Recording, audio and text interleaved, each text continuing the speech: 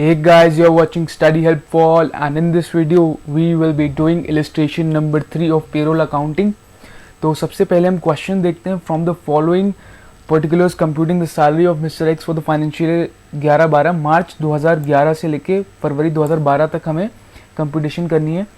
Basic salary क्या है, पे स्केल क्या है, देखिए 10,000, फिर इंक्रीमेंट हो जाता है 325 का और 12,200 तक इंक्रीमेंट होता रहता है.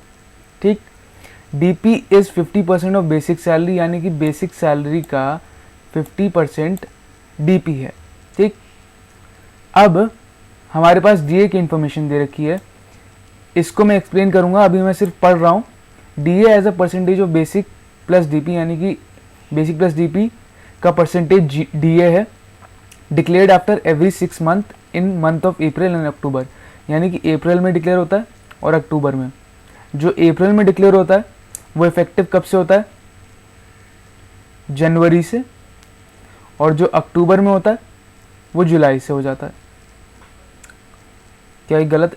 अच्छा, अप्रैल से जो अप्रैल में डिक्लेयर होता है ना वो जुलाई से इफेक्टिव होता होगा, जो अक्टूबर में डिक्लेयर हुआ है वो जनवरी से, जो रेट चेंज हो रहा है. The arrears of DA for the month of Jan to March and July to September is paid along with salary for the month of April and October respectively. तो यानी कि जुलाई से जनवरी से मार्च जो भी हमें डीए के एरियर्स हैं वो अप्रैल के महीने की सैलरी के साथ देते हैं.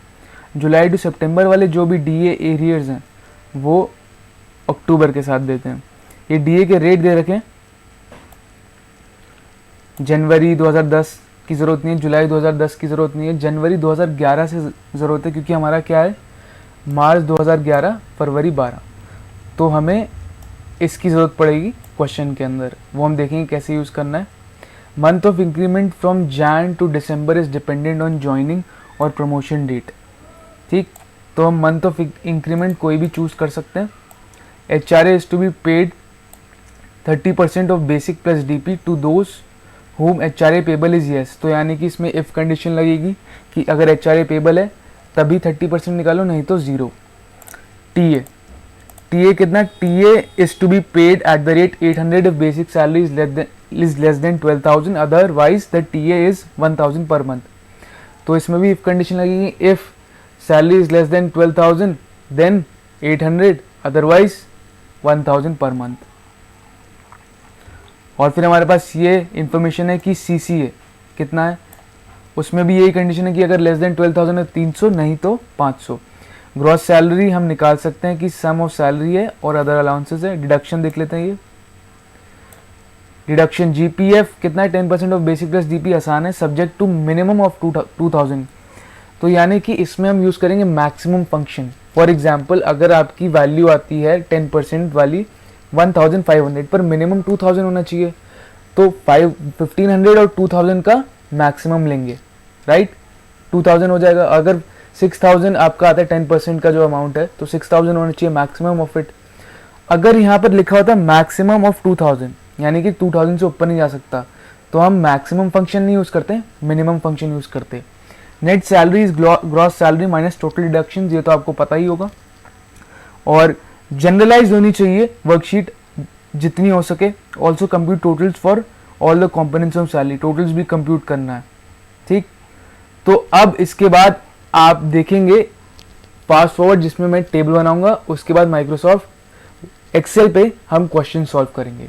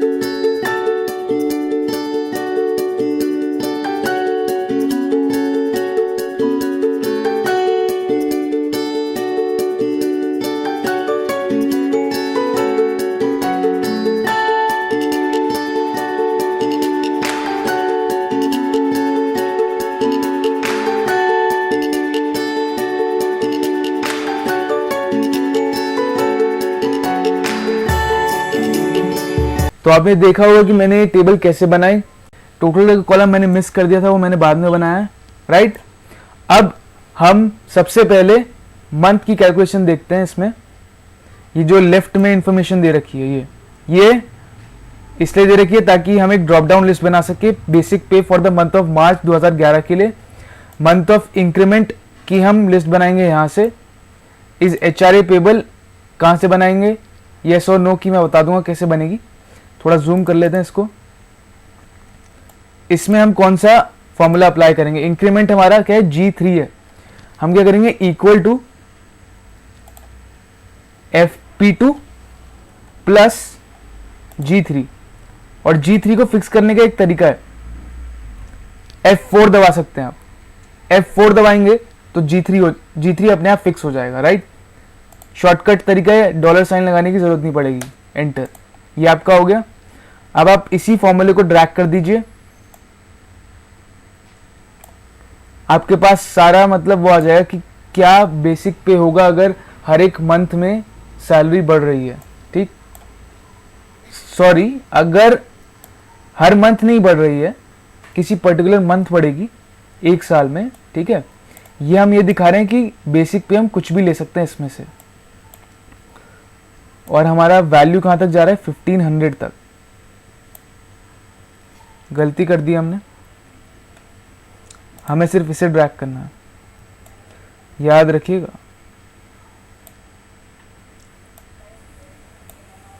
ये देखिए 15 to 100 आ गया। मंथ्स की एक डिटेल है, बेसिक पे की डिटेल है। ये दोनों हमने इसलिए बनाया ताकि हम ड्रॉप डाउन लिस्ट बना सकें, ठीक। ड्रॉप डाउन लिस्ट बनाते हैं इसको यूज करके। बेसिक पे हम जाएंगे, डाटा वैलिडेशन, लिस्ट पे चले जाएंगे। सोर्स आप डाल दीजिए, आपको इनपुट मैसेज टाइप नहीं करना पड़ेगा, जैसे मैंने आपको पहले बताया था। इनपुट मैसेज भी आप छोड़ सकते हैं। हम पहले ये ले लेंगे सारे अमाउंट्स, ठीक है, सारे हैं, हाँ। ओके पे क्लिक करेंगे, आपकी लिस्ट क्रिएट हो जाएगी। देखिए ओके, इधर लेफ्ट में जाके देखते हैं, आपकी लिस्ट क्रिएट हो गई। ये देखिए पूरी लिस्ट क्रिएट हो गई आपकी।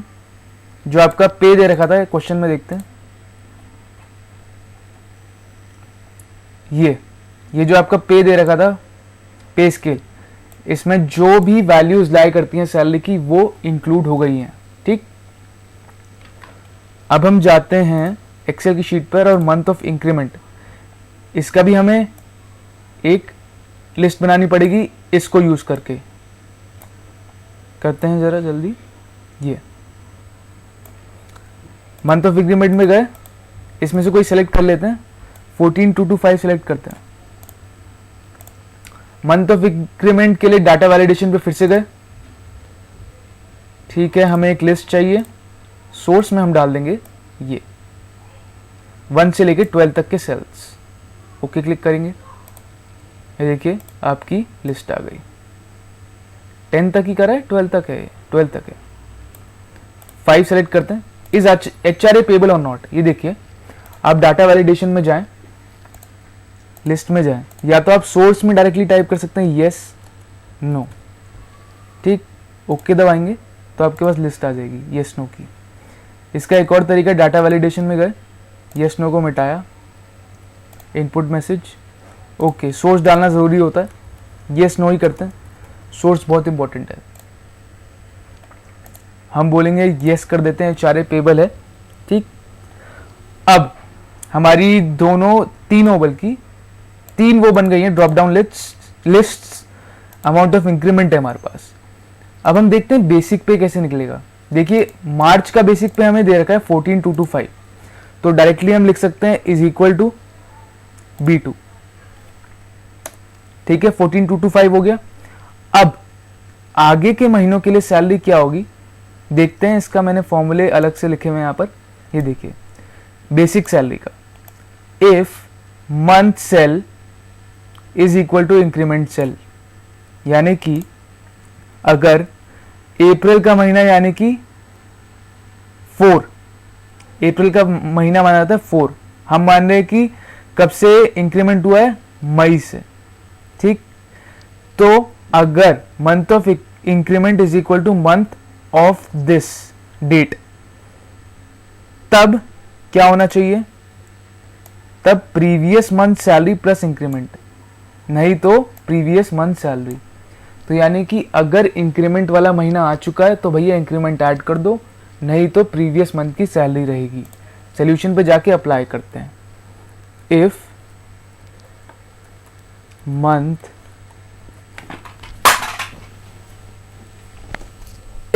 Month of which cell A8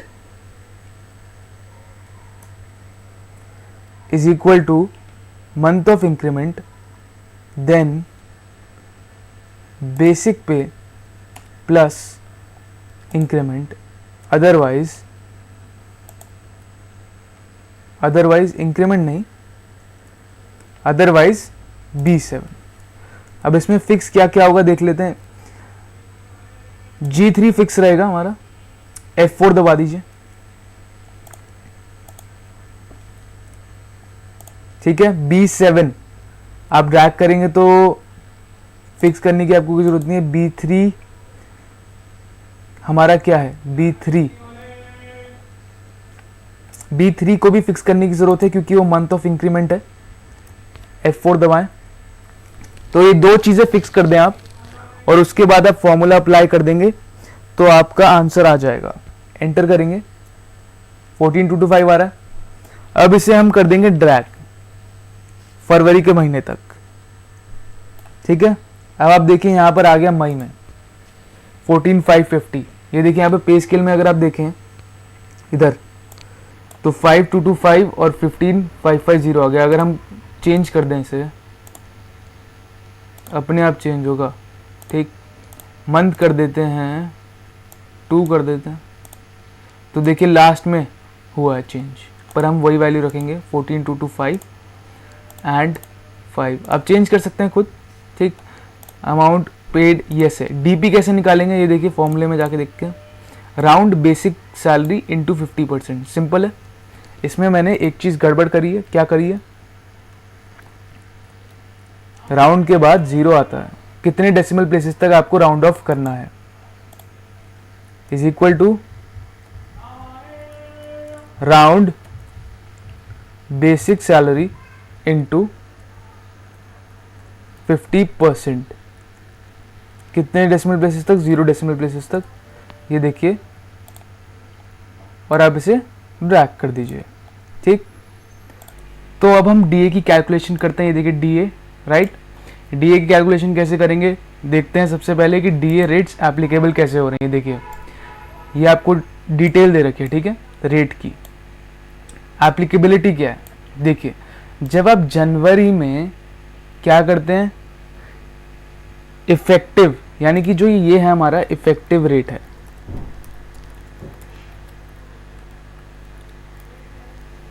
इसको बोल्ड करते हैं थोड़ा, ठीक है। ये आपका इफेक्टिव रेट है, यानी कि यहां से आपको रेट मिला है। जनवरी 10 में जो डिक्लेयर होगा, यानी कि बताया जाएगा रेट, वो अप्रैल 10 से लेके सितंबर 10 के लिए है। जुलाई 10 में जो होगा वो अक्टूबर से लेके मार्च 11 के लिए होगा। जनवरी 11, ये देख रहे हैं, ये यहाँ पे मार्च 11 हमारा एक है। ये देखिए सोल्यूशन में जाएंगे, देखिए मार्च 11 है। यहाँ पर डीए कौन सा रेट लगेगा, देखते हैं। मार्च 11 तो जनवरी वाला लगेगा, जुलाई वाला लगेगा ये वाला 45%। फिर अप्रैल से लेके सितंबर तक, अप्रैल से लेके सितंबर 11, जनवरी 11 वाला रेट लगेगा, ये वाला 51%।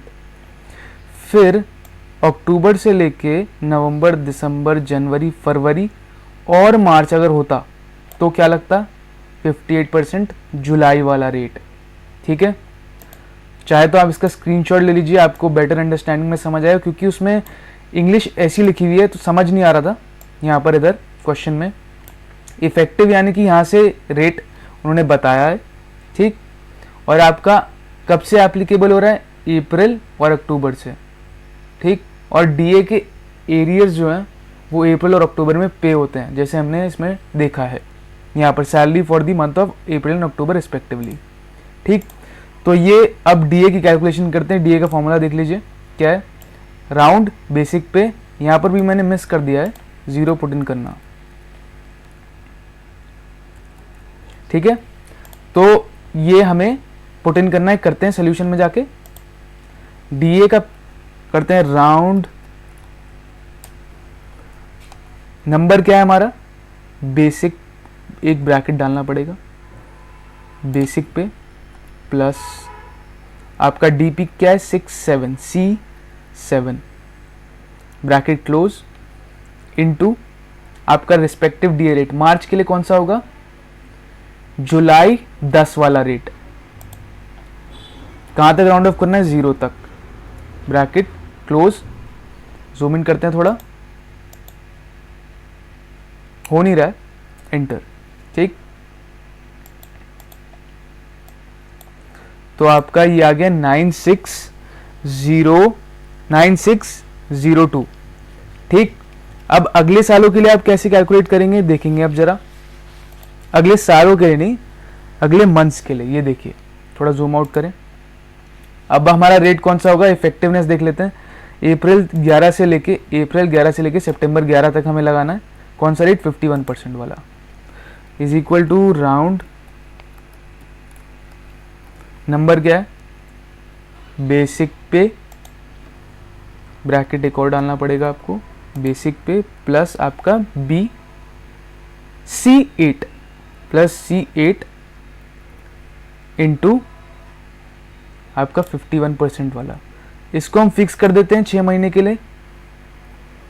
F4 दबाइएगा, हो जाएगा फिक्स अपने आप। राउंड कितने डिजिट्स तक करना है, 0 डेसिमल प्लेसेस तक करना है, एंटर।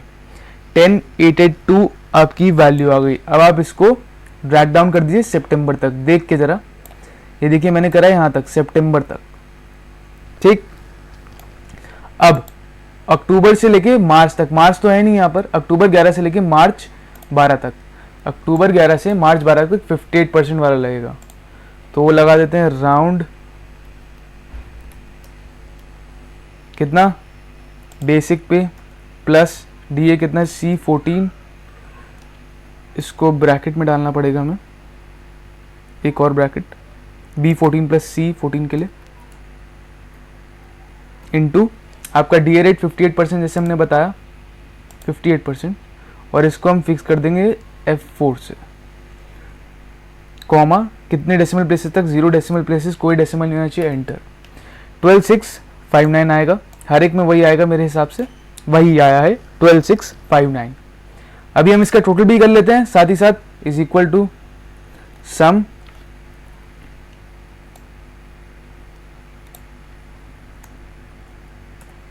ठीक, अपने आप वैल्यूज आ गई हैं सारी, इसको मैं ड्रैग कर देता हूं। ये देखिए फॉर्मूला आप अपने आप हो गया है, E7 E18 फिक्स करने की जरूरत नहीं पड़ी, E7 E18 इतना हो गया। यहां पर क्या फॉर्मूला अप्लाई है, राउंड का फॉर्मूला क्यों अप्लाई हो रखा है, हमें फिक्सिंग करनी पड़ेगी।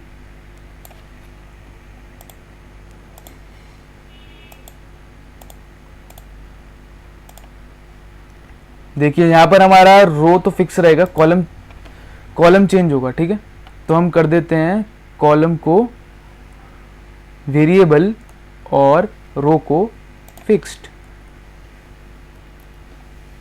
आपकी वैल्यू आ गई है।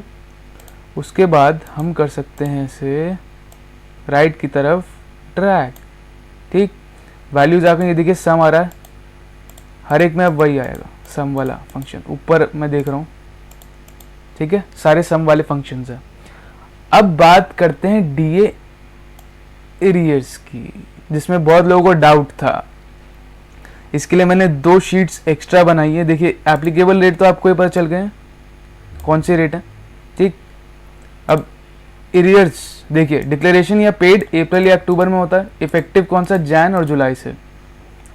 अब ये देखिए, DA of January February March are paid in April and DA of July August and September are paid in October, ठीक। DA of July August and September are paid in October. मार्च 2011 से लेकर फरवरी 2012 हमें देखना है। तो अक्टूबर 2011 में क्या पेमेंट करेंगे ये देखिए हम, sum of basic pay and DP of July 11 to September 11, यानी कि जुलाई अगस्त सितंबर का बेसिक पे और डीपी इनटू डीए करना है हमें, इनटू डीए रेट। तो हम क्या करते हैं, इंक्रीज इन डीए रेट यानी कि डिफरेंशियल रेट ऑफ डीए से मल्टीप्लाई करते हैं, यानी कि न्यू रेट फ्रॉम जुलाई 2011 जो अक्टूबर से अप्लाई होता है उसको माइनस कर देंगे प्रीवियस रेट से, यानी कि अक्टूबर 2011 में कौन सा एप्लीकेबल रेट है 2011, तो हम करेंगे जुलाई वाले को जैन से माइनस, तो हमारा रेट क्या बनेगा 7% डिफरेंशियल रेट बनेगा। तो जुलाई 11 माइनस प्रीवियस रेट किसका है वो भी लिख देते हैं। प्रीवियस रेट हो गया हमारा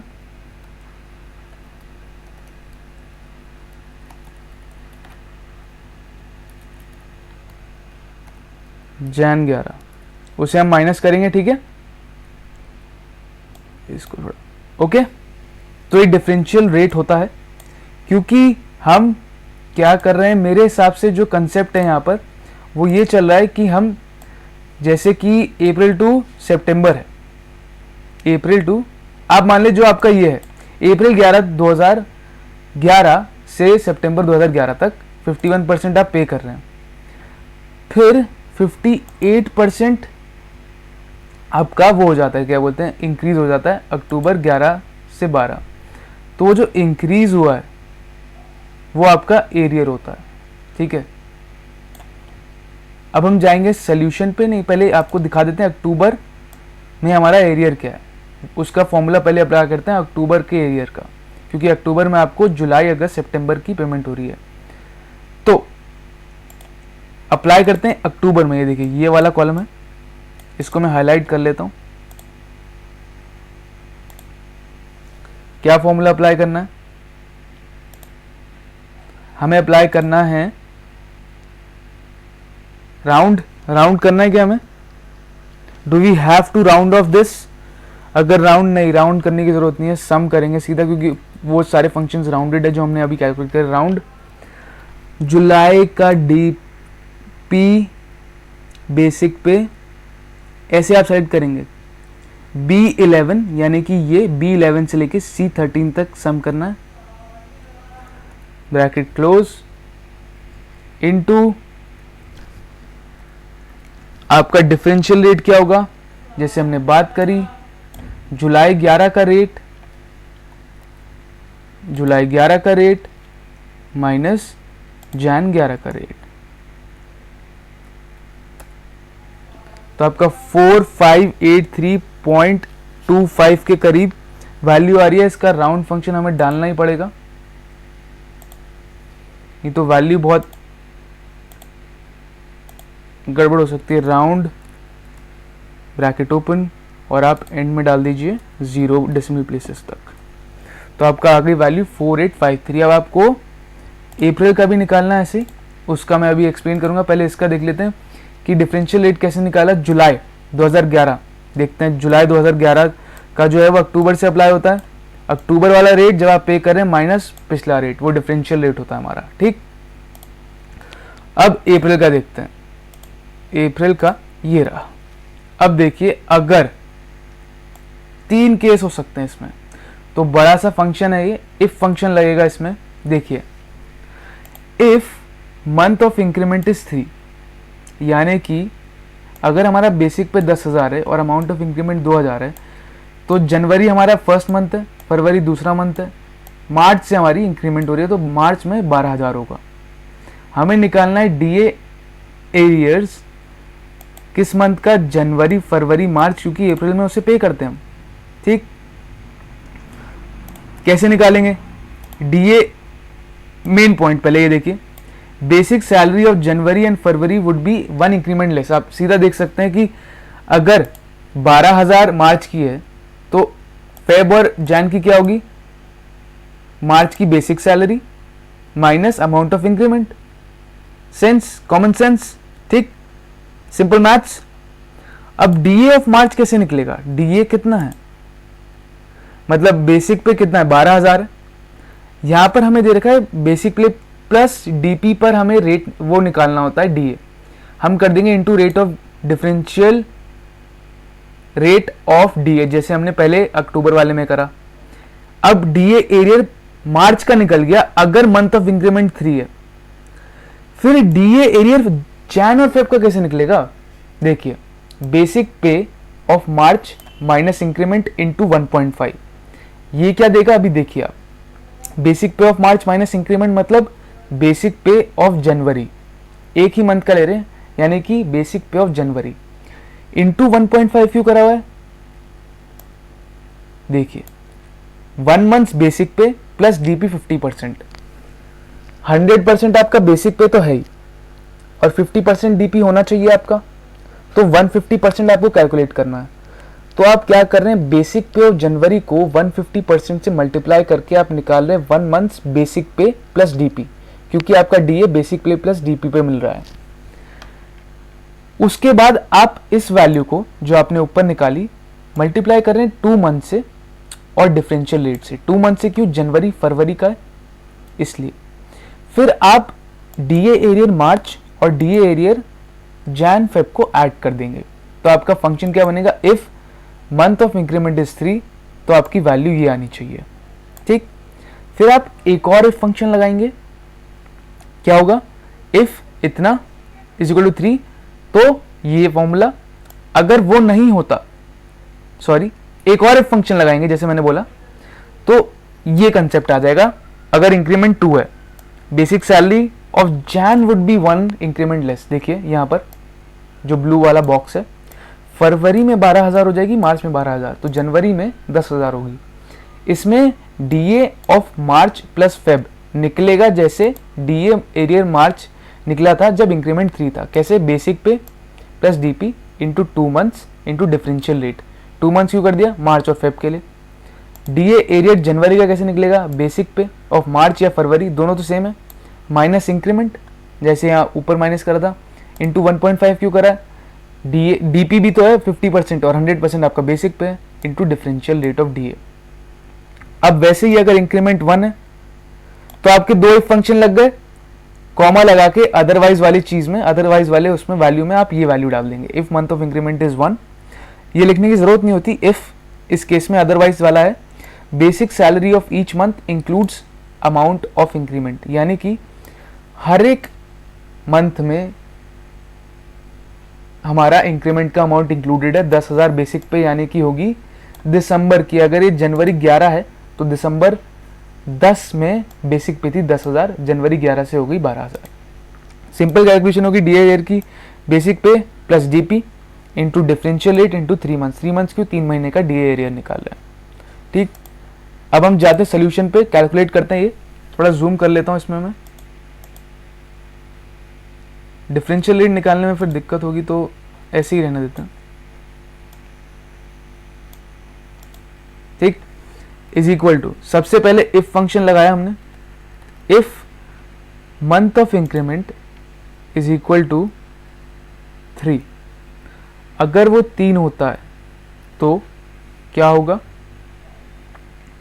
देख लेते हैं फॉर्मूले में से। इफ B3 इज 3, क्या है, अगर B3 3 है तो basic pay into differential rate of D, मार्च का लगाते हैं पहले, मार्च का निकाल रहे हैं तो मार्च में बेसिक पे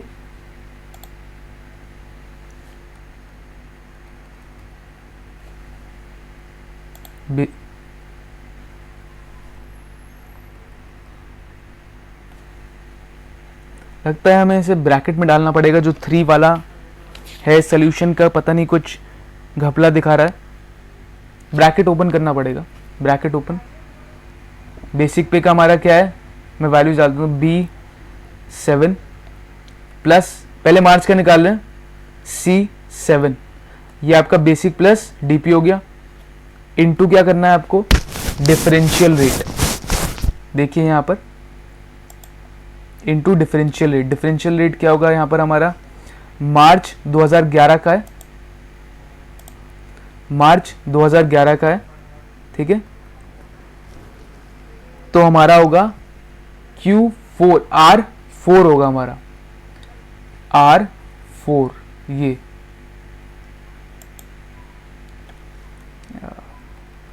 एरर दिखा रहा है बार बार, R4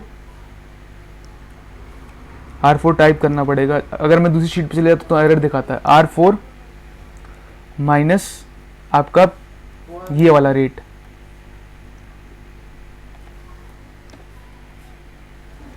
R3, ठीक। तो आपका basic pay plus DP into differential rate आ गया है मार्च का। अब इसमें आप क्या ऐड करेंगे, जनवरी और फरवरी का क्या करना है। सबसे पहले हमें बेसिक पे लेनी है, किसकी, अप्रैल की, उसमें से माइनस करना इंक्रीमेंट G3। तो हमारे पास आ गई salary, basic salary of Jain, एक मंथ की ले रहे हैं, जैन की आ गई। इसको मल्टीप्लाई करते हैं 1.5 से, 1.5 से मल्टीप्लाई करा तो हमारा आ गया बेसिक पे प्लस डीपी। इसको मल्टीप्लाई करा हमने 2 से, 2 महीने के लिए, फिर इसे मल्टीप्लाई करा हमने किससे, डिफरेंशियल रेट। यहाँ पर भी हमारा differential rate R4 minus R3 होगा, R4 minus R3, bracket close, ठीक। इफ फंक्शन पहला कंप्लीट हुआ है। फिर हम इफ फंक्शन एक और लगाएंगे कि अगर if function B3, if B3 is equal to 2, अगर B3 2 होगा तो क्या लगेगा, B3 2 होगा तो सिर्फ जनवरी का एरियर में एक इंक्रीमेंट कम होगा। तो हम कैसे निकालेंगे, B7 अप्रैल मार्च की salary plus basic salary plus C7 DP, फिर उसको मल्टीप्लाई करेंगे हम 2 से, क्यों 2 महीने का निकालेंगे, फिर उस multiplied by 2 into differential rate. इसका भी differential rate R4 minus R3 ही होगा, R4 माइनस R3। देखिए जैन का जब हम कर रहे हैं वो कब से अप्लाई हो रहा है, अप्रैल टू अक्टूबर, अप्रैल टू अक्टूबर हो रहा है। और जुलाई वाला हो रहा है जैन से फरवरी। तो जो इंक्रीज है वो निकालने के लिए हम ये कर रहे हैं। फिर हम कर देंगे ऐड, क्या करेंगे ऐड, हमें ऐड करना है जनवरी वाला एरियर। जनवरी वाला कैसे निकालेंगे, B7 minus amount of increment G3 into 1.5 into differential rate R4 minus R3, ठीक। इसके बाद हम लगाएंगे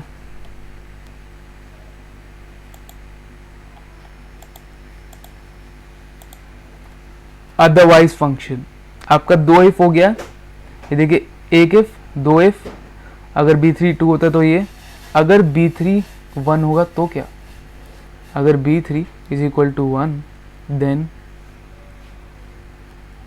देन आपका तीनों महीने का सेम रहेगा। तो सीधा हम कर देते हैं B7 plus C7 bracket close into अपना differential rate R4 minus R3 into कितना करेंगे, इंटू 3, एंटर कर देते हैं। अच्छा, हमें 2 बार ब्रैकेट लगाना पड़ेगा, पहले फंक्शन को क्लोज करने के लिए और फिर दूसरे फंक्शन को, एंटर। क्या दिक्कत आ रही है हमारे पास,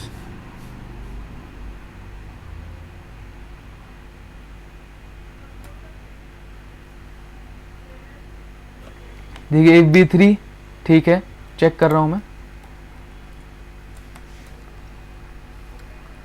ठीक है, if B3 is equal to 2, ठीक है। अदरवाइज इतना, ये फंक्शन क्लोज हो गया हमारा, नहीं अभी नहीं हुआ, यहाँ पर एक फंक्शन क्लोज हो गया हमारा, ये देखिए पूरा हमारा दूसरा एक फंक्शन हो गया, ओके।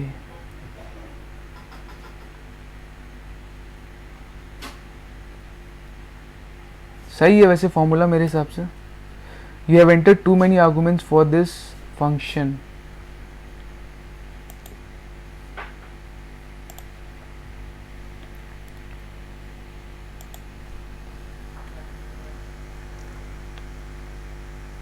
ये बोल रहा है कि मैंने बहुत सारे आर्ग्यूमेंट ऐड कर दिए हैं, झेल ही नहीं पा रहा है ये। अच्छा, B3 इज इक्वल टू 1 नहीं करना था, आई जस्ट चेकड इट, ठीक है। क्यों? क्योंकि B3 इज इक्वल टू 3 हो गया, B3 इज इक्वल टू 2 हो गया, अदरवाइज में आ जाएगा आपका आंसर। ये देखिए आपकी वैल्यू आ रही है 3841 आएगी। 3841 अगर राउंड करें तो इसे राउंड कर देते हैं,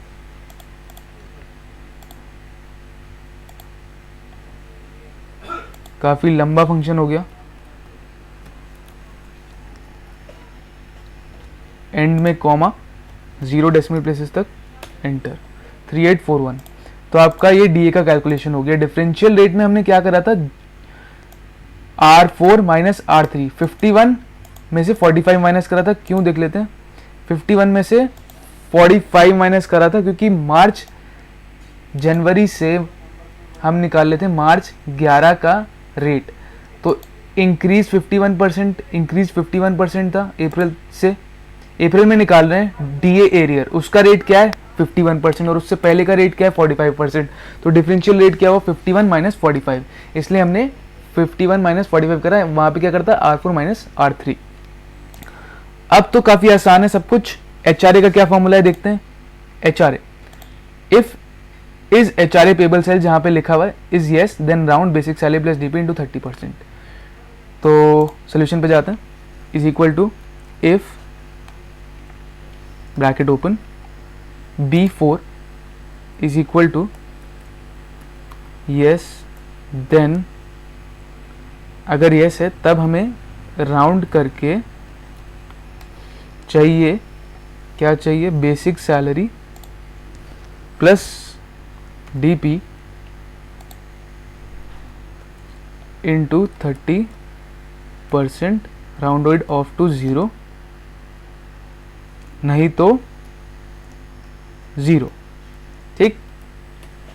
6401 है और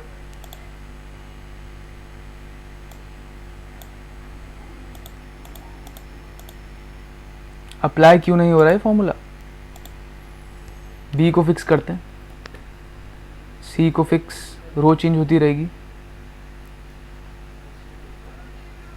आपको B4 को भी फिक्स करना पड़ेगा, वो फॉर्मूला इसलिए नहीं पुट इन हो रहा है। F4 दबाइए, B4 फिक्स रहेगा।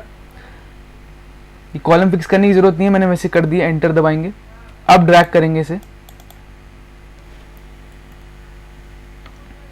ये ड्रैग कर दिया। अगर आप चाहें तो इसमें डबल क्लिक भी कर सकते हैं, करके दिखाता हूं मैं। ये देखिए, ये जो छोटा सा बॉक्स आता है इस पर डबल क्लिक करा, आपका आंसर आ जाएगा। इसको अब मैं कलर कर देता हूं, ये ठीक। टीए कैसे निकालना है देखते फॉर्मूले में। If basic salary is less than 12,000 then 800, नहीं तो 1000। तो if basic salary is less than 12,000 तो कितना है 800, नहीं तो 1000, ठीक। इसको हम ड्रैग कर देते हैं। 12,000 से तो नीचे सैलरी है ही नहीं, करके देख लेते हैं एक बार, है कोई 12,000 से नीचे। हाँ, ये देखिए 800 आ गया, और फिर जब इंक्रीज हो गई तो 1000 आ गई। हम जाते हैं वापस जो हमारा स्टार्टिंग में था। अब यहाँ पे भी क्या है देख लेते हैं। CCA का फॉर्मूला ये देखिए, if basic salary is less than 300 और 500, बस वैल्यूज चेंज है, is equal to if basic salary less than 12,000 then क्या आएगी वैल्यू 300, नहीं तो 500, ठीक। एंटर, इसमें फिक्स करने की कोई ज़रूरत नहीं है, ड्रैग कर दीजिए। 500 500 500 आपकी वैल्यूज आ गई। उसके बाद ग्रॉस क्या आपका टोटल होता है, सम यूज करते हैं, सम ऑफ ये B7 से लेके H7 तक सम कर दो भैया। 3844 आ रहा है, मैं इसको फिक्स करूंगा। कॉलम हमारे फिक्स रहेंगे, रो चेंज होगी। एंटर, 38841। तो ये देखिए, ये ऑलमोस्ट सेम आ रहा है। रीज़न यहाँ पे कोई एरियर्स नहीं है, ये थोड़ा डिफरेंट आ रहा है, ये सेम आ रहा है क्योंकि यहाँ पे कोई एरियर नहीं है, और ये अपना अलग आ रहा है। पीएफ क्या है हमारा देखते हैं। मैक्सिमम था मिनिमम था 2000, इसलिए मैक्सिमम फंक्शन यूज कर रहे हैं, राउंड बेसिक पे ऑफ 10%। ठीक है, ये फॉर्मूला अप्लाई करते हैं, काफ़ी आसान है। पीएफ है ना, हाँ पीएफ ही है। क्वेश्चन में भी चेक कर लेते हैं एक बार, कहीं गलती तो नहीं करी। पीएफ जीपीएफ है, सही कर दें जरा इसे, जीपीएफ, ठीक, is equal to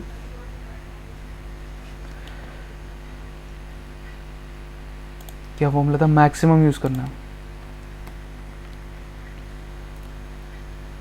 maximum of round.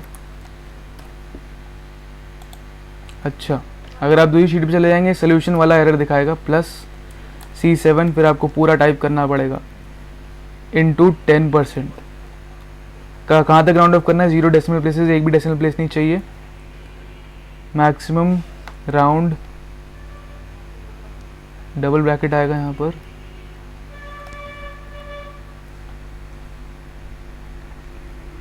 ठीक है। आपका राउंड फंक्शन यहाँ खत्म हुआ। मैक्सिमम वैल्यू आप कितनी चाहते हैं, 2000। ब्रैकेट्स ध्यान से डालिएगा। 2134 आ रहा है, अब इसमें हमें कोई फिक्सिंग की कोई ज़रूरत नहीं है, हम ड्रैग कर देंगे। 2134 आ रहा है इस दोनों में, 2183 इन महीनों के लिए, और सब के लिए 2183 आ रहा है, 2134 बस इन दोनों के लिए आ रहा है, और बिल्कुल सही है। आईटी क्या है हमारा देख लेते हैं। ये है राउंड ग्रॉस सैलरी, इसमें भी नहीं डाला है मैंने 0, याद रखिएगा 0 डालना, एरर दिखा देगा, ठीक। ग्रॉस सैलरी का 10% is equal to round, gross salary हमारी ये रही, इंटू 10%, कॉमा 0। 3884 आ रहा है आपका पहले का, फिक्स करने की कोई ज़रूरत नहीं, ड्रैग, सम आ गया यहाँ पर, वैल्यूज आपकी बिल्कुल करेक्ट। टोटल डिडक्शन क्या होगी आपकी, is equal to GPF plus IT, enter, इसको भी ड्रैग कर देते हैं। अब क्या होगा कि जो ग्रॉस अमाउंट है, ये जो आपका ग्रॉस अमाउंट है, इसको आप माइनस करेंगे टोटल डिडक्शंस में से, और आपका नेट आएगा, ठीक है, is equal to this minus total deductions, enter. आपकी वैल्यूज आ रही है ये, और ये आपने ऐड अप करके टोटल डिडक्शन निकाला है,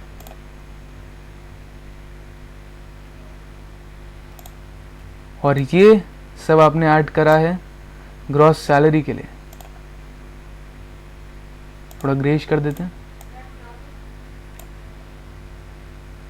ठीक। तो आपकी ये टेबल बन चुकी है, इसको भी ग्रे करते हैं, बना ही रहे हैं, बढ़िया टेबल बनेगी हमारी, देखिए, सुंदर, अति सुंदर, ठीक। तो आपकी टेबल बन गई, आप चेंज कर दीजिए, आपकी वैल्यूज चेंज हो जाएंगी सारी की सारी। आप मंथ ऑफ इंक्रीमेंट चेंज कर दीजिए, 9 कर दीजिए, 1 कर दीजिए, हर एक वैल्यू के लिए आपकी आंसर आ जाएगी इस टेबल से। तो guys, this was illustration number 3 of payroll accounting. Hope आपके सारे डाउट्स क्लियर हो गए होंगे डीए एरियर से रिलेटेड, और कैलकुलेशन के कोई भी क्वेरी थी वो इस क्वेश्चन से क्लियर हो जानी चाहिए पेरोल के अंदर, क्योंकि ये एक बहुत कॉम्प्रिहेंसिव क्वेश्चन था। Thank you for watching. Like this video, share it among your friends, do drop down some suggestions and your feedback in the comment section below, and do subscribe to our channel if you are a new viewer for future updates and notifications. Also, you can press the notification bell, and please like our Facebook page, which is with the name Study Help for All itself. Thank you very much.